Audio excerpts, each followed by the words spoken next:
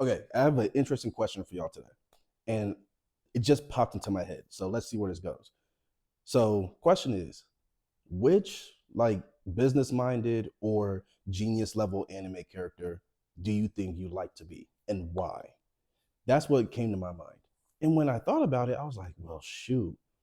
Lately, personally, I mean, I'm rewatching Fairy Tale now, but for before this, I was rewatching Yu-Gi-Oh, original Yu-Gi-Oh, some of it, mostly Yu-Gi-Oh GX. And I was like, and then I also saw the Yu-Gi-Oh movie. I think it was Dark Side of Dimensions, and I was like, you know what? If I had to be like a business-minded anime character or one that was just genius level and good at strategy, tactics, and all this other stuff, and where the case was, I'll be like, you know what?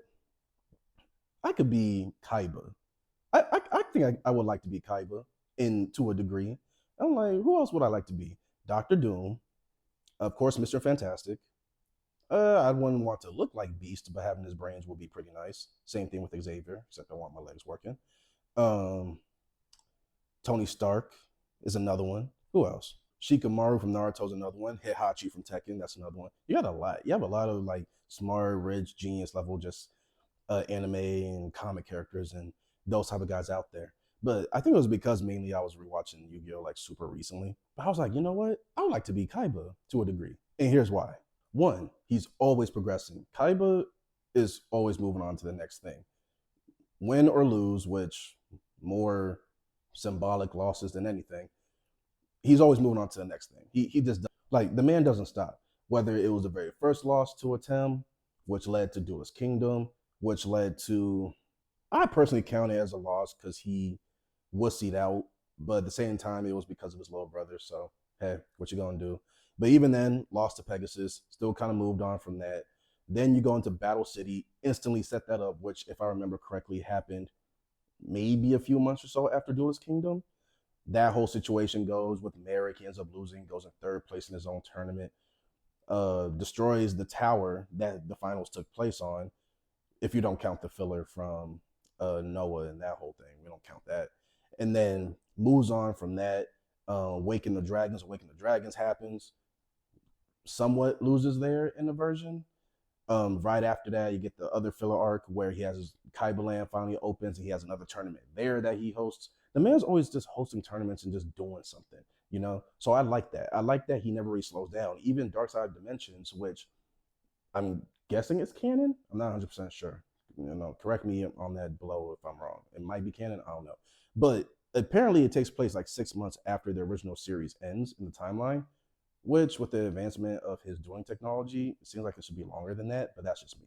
Either way, that's only 6 months after the end of the timeline, which was after the final duel with Atem, and the man just kept on working, and he's working on and testing a new version of the dual disc, which it seems like based on Yugi's dual disc, there was already another upgraded version, right? That or they just redesigned it, but it looks like it was another upgraded version as it was. So what in the 6 months since the end of the original series, Kaiba's come out with anywhere from 2 to 3 new versions or prototypes of the dual disc. The man doesn't stop. I like that. I like that he's always progressing and pushing for new. Second reason, he's always up to the latest trends and not just with technology, which he is a tech guy, interestingly enough. Not only in business because he is a business tycoon. I mean, he essentially pulled a coup d'état essentially under his stepfather, but hey, business is business. Um, but also he seems to be very in touch with like the social trends, even though he's not a social guy and he's not friendly by like any stretch of the imagination, like at all. Not even to his little brother at that. Even then, he seems to have a pretty good, ear to the streets, finger on the pulse type of thing there. So he knows what people are thinking. He knows what people like. He knows what people want, which he's able to use that, of course, to develop new products to push into the market.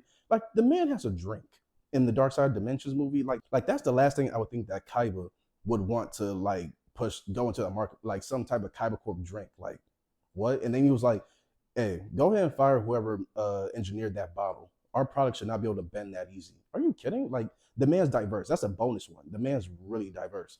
Like again, tech, dueling, a whole gaming company that he took from under somebody else. Now he's going into like consumables. Like he's probably pushing into food and some other stuff too, for all we know.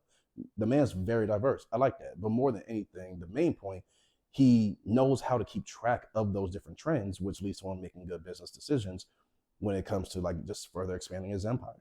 Now, instead of giving a third reason of why I would like to be Kaiba, I'll end it off with why I wouldn't. This should be pretty self-explanatory. I wouldn't want his ego and arrogance, because the fact of the matter is, those first two things, the fact that he's always progressing, he's always on to the new thing, he is very successful, of course, in all these things, they directly feed his ego. They for sure feed his arrogance. Like, it's very interesting to me how he holds somewhat of a grudge. It's weird. When it comes to mainly Atem more so than Yugi, he has this very anger slash hatred based rivalry that, especially when you look at the dark side of dimensions, he seems to also have respect and even a version of love for Atem in a way, which is why he keeps pushing to want to duel him again.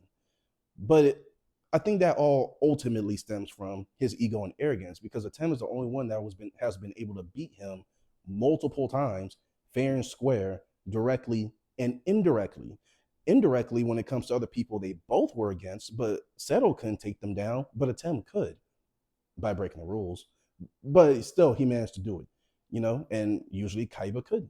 So it's a very interesting thing, but it's like ultimately, no, I wouldn't want his ego and arrogance. Like those first two things, they're great, but they ultimately feed his arrogance, which is how he treats the entire gang, but especially Joey and even Yugi, to an idea, when he finds out Yugi and Atem are actually like two different people.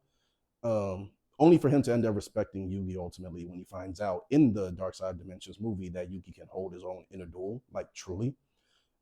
Then he still respects him, but even then, it's ultimately Atem more than anybody, right? And he just can't let things go. After a while, it's like, can the writers please get this guy to let this go? Now, I seriously doubt, unless it's a movie, I seriously doubt we're gonna get another iteration or version of Kaiba, like their original Yu-Gi-Oh gang in their entirety. I seriously doubt we'll get that at this point. But if we were a sequel series, which I don't want that. I don't know about y'all. I don't want that. But whether it's a sequel series, whether it's another movie of the original gang, including Kaiba and that whole thing, that's one thing I really won't want them to change. I would really want him to like finally let go of the whole thing with the Tem and just be like, dude, he's the only one fair and square that has beaten you on multiple occasions. The only one.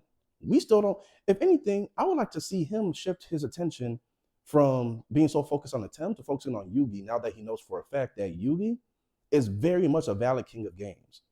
Did Atem do the legwork? Absolutely. Is Atem, in the series at least, like the actual and if not literal king of games because of Egypt? Yeah, sure. I'll give you that.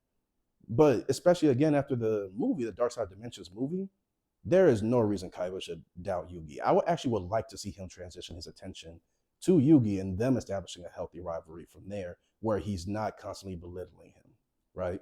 But that's just how I feel about it. But yeah, to a degree, I would like to be Kaiba as a business-minded, genius level anime character. I would like that. Who would you guys like to be? Go ahead and let me know in the comments below. Go ahead and give me any feedback as well. And I appreciate you guys. I'll see you in the next one. Later.